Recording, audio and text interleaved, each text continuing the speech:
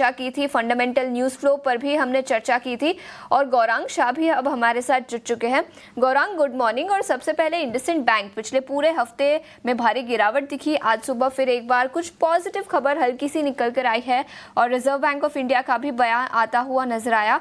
IndusInd bank के stock पर पिछले हफ्ते की गिरावट के बाद अब आपकी क्या राय होगी?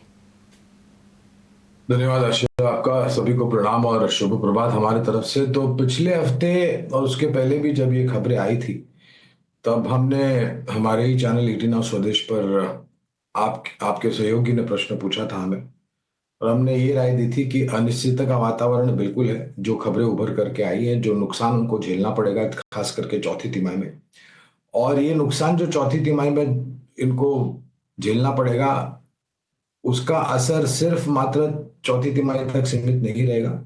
शायद पहली दूसरी तिमाही में भी थोड़ी बहुत झलक इसकी दिखाई देगी। लेकिन पिछले हफ्ते भी हमने ये राय दी थी कि अगर निवेश है तो बने रहें, और अगर निवेश करने लायक पूंजी है, अगर आपका निवेश ऊपरी स्तर पर है, जो कि हो सकता है जिस प्रकार की गिरावट हमने देखी थी, तो थोड़ा बहुत और जोड़ सकते हैं। और अगर किसी को नया निवेश करना है तो शुरुआत बिल्कुल की जा सकती है छोटी मात्रा में, लेकिन पूरी ताकत लगा करके निवेश मत कीजिए। देखिए, हमारा ये मानना है कि जो भी हुआ, शायद मैनेजमेंट को इसके पहले आकर के औपचारिक स्तर पर अधिकारियों को और बाजार को ये अगर सूचना दे देते हैं तो मेरे ख्याल से इतनी गिरावट आपको देखने नहीं मिलती। लेकिन ऐसा नहीं हुआ, और इसका नतीजा यह हुआ कि हमने लगातार निचली सर्किट देखी 20-20% की, फिर 10-10% की भी देखी, और अब थोड़ा बहुत संभलने का प्रयास कर रहा है। खबरों का सिलसिला खत्म नहीं हुआ है, शायद आने वाले कुछ दिनों में अभी भी खबरें आती रहेगी।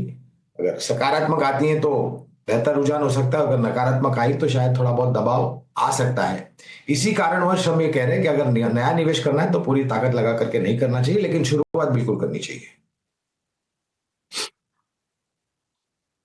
ठीक है, शुरुआत करनी चाहिए। एग्जैक्टली सर, थोड़ी देर पहले भी हम यही बात आपके सामने कर रहे थे कि जिनके पास पुराना थोड़ा बहुत खरीदा हुआ है और बहुत ऊपर का रेट का है, शायद उनको वापस कॉन्फिडेंस ज़रूर दिखाना चाहिए। और अगर थोड़ा बहुत लेना पोजीशंस ली जाए बैंक के तो बुराई नहीं है।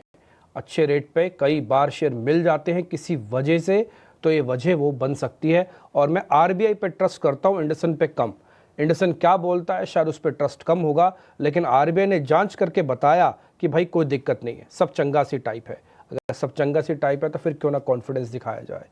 ठीक, तो गौरांग सर की बात के साथ मैं 100% थोड़ा एग्री करूंगा इस पर।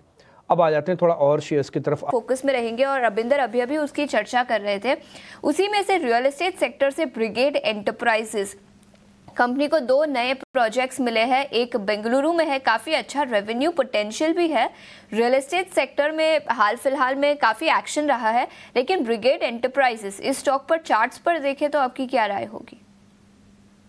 950 के अराउंड क्लोजिंग है, और आप देखिए लगातार पिछले कई दिनों से स्टॉक ऊपरी लेवल पे 990 और लोअर लेवल पे देखने जाए तो 920 के लेवल पे ही ट्रेड कर रहा है।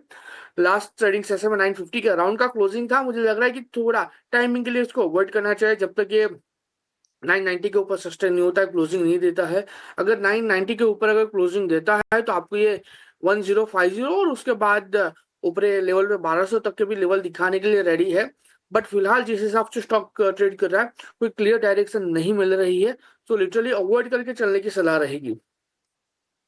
ब्रिगेड एंटरप्राइजेस पर कुछ नए प्रोजेक्ट्स लॉन्च किए हैं, जिसके चलते स्टॉक आज एक्शन में रह सकता है, लेकिन टेक्निकल नजर